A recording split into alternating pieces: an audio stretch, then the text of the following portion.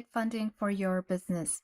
In this course, we are going to talk about what are all the funding options that are available to a founder, the different investor types and categories that actually exist out there, and which ones are relevant to each company. And then we'll discuss also about what that fundraising process looks like, how you want to go about doing that fundraising cycle, what you need to prepare, and how you need to prepare in order to talk to those investors and raise capital in the shortest amount of time. In lesson 1, we are going to talk about when should an entrepreneur really start thinking about even fundraising. When do you start thinking about how to raise that capital and when to raise that capital? So we'll discuss that. When is that right time?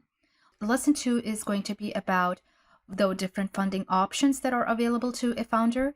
So not everything has to be about giving away the equity in a company. There are actually a lot of other choices that are available to a founder. And so we'll go through those and try to understand which one makes sense for your company.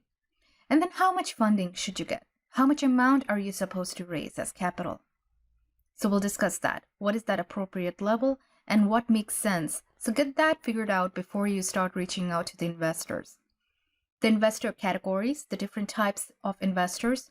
We've got the seed investors, we've got angels, we've got venture capital firms, we have got the private equity investors. Which ones are best suited for your startup at the point it is at? We'll talk about a very important contract here called the term sheet. Term sheets are what we sign with the venture capital firms. These are basically the guidelines or the terms based on which the funding is going to happen in a company. What VC is going to get in return for that funding. When is this contract going to end? When is that exit timeline? What does it look like? So there are a lot of stuff that actually goes into creating term sheets. Now, did you know that you could also create a term sheet for your company? It's usually a contract that's bought about by a venture capital firm, but founders also have the freedom to create this, and you can take it to one of your investor meetings with you. And then we'll discuss what is that funding cycle? What does it look like? How do you get started? How do you start approaching these investors? When do you start doing this fundraising? How early do you need to start? Remember, average fundraising cycles last for about 6 to 7 months. So that means about 6 months before you actually need the money, you need to start fundraising. So we'll discuss what that cycle looks like and how to go about doing it.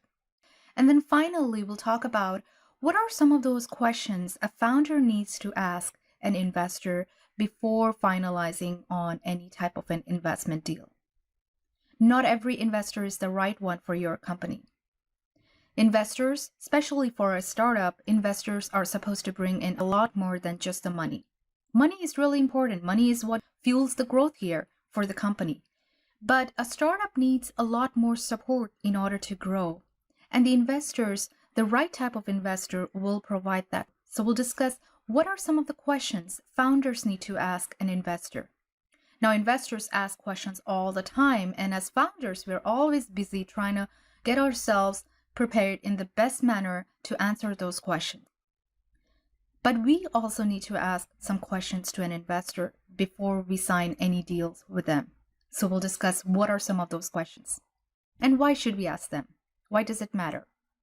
Let's get started.